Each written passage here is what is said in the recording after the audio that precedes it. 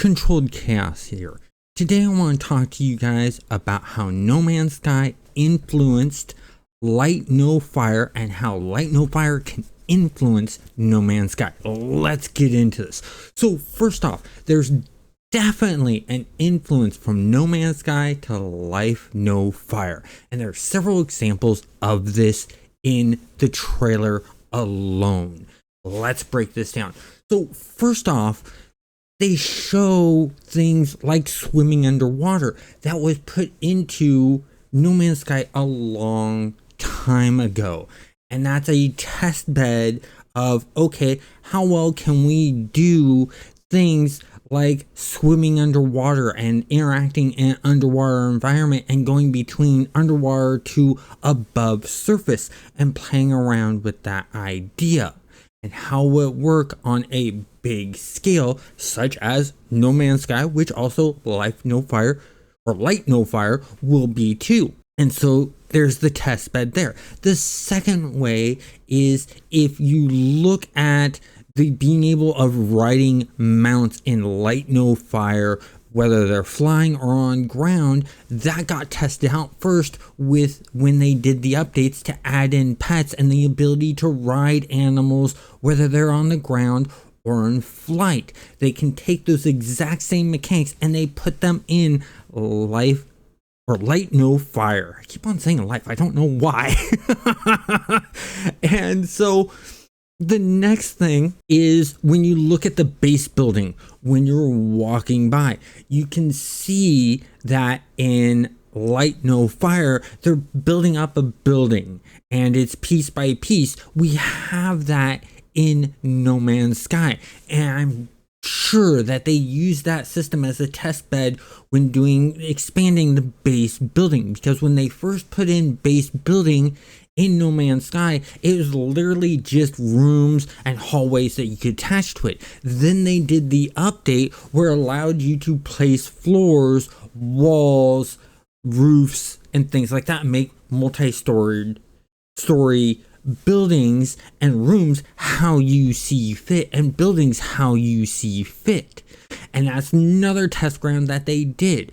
So No Man's Sky was the test ground for how they wanted to do things in Light No Fire. Now, how could this affect No Man's Sky? Well, it already has. And it was a pure simple thing. They said, okay, we want Light No Fire to go this direction. We want to be able to do this. Oh, and this can carry over into No Man's Sky. We can actually do this and it can work in No Man's Sky. So they built it in No Man's Sky, they used it to test out in No Man's Sky, see how well it went. And then went, okay, we got this locked down. And so they can carry that over to Light No Fire. But how is Light No Fire really heavily going to affect No Man's Sky in the future? Well, that's simple. When they're coming up with ideas in Light No Fire, they can look at and go, will this fit in No Man's Sky? Just like when they build something for No Man's Sky, they can look at and go, will this fit in No Man's Sky? Now, or Light No Fire, brain fart there for a second. Anyways, with that, if it's something like a spaceship or traveling between galaxies and stuff like that, no, they can't carry that over because Light No Fire does not have any space in it. There's no different worlds. It's all one giant world. Could that change in the future? Possibility, but it has to be done in the right way. It has to be done in a fantasy way. So, could there be teleporters in or Light No Fire? Yes, there could be. There could be magical teleportation in Light No Fire. And so it could just teleport you from one spot to another spot on the planet. And I can easily see that being in launch. And the reason being is if you're getting in and this world's going to be as big as Sean Murray says, then they're going to want some kind of teleport thing. Because if you have a game that's the size of Earth now or bigger, trying to get to another place on horseback or even flying will take days or weeks. And I know this for a fact based on another game, and that is PlanetSide. In PlanetSide and PlanetSide 2, when you go to get across a continent, they're so big it takes you hours to get across the continent. And that's major. That takes a lot of time. And we're using ground vehicles and aircraft to get across the continent. If you tried to walk across it, it would take you even longer. So if you take that into aspect, and this world's going to be way, way, way bigger than that, then they've got to have some kind of teleport system in there. Because even if you use flight of a dragon, it's probably going to take a really long time. Now, another thing we can look at is Sean Murray said that there's going to be some RPG elements in Light No Fire. Could those RPG elements cross over into No Man's Sky? Yes, they could put them in. Is it a good idea? Honestly, I don't think it's a good idea. Players are already happy with the way No Man's Sky plays. If we change it and add RPG elements into it, it might upset some of the player base. But we don't know unless you ask the player base. So what would you guys think if RPG elements were added into No Man's Sky? Would you like that or would you hate that? That's a good question. Because if you don't answer the question, you're never going to get an answer.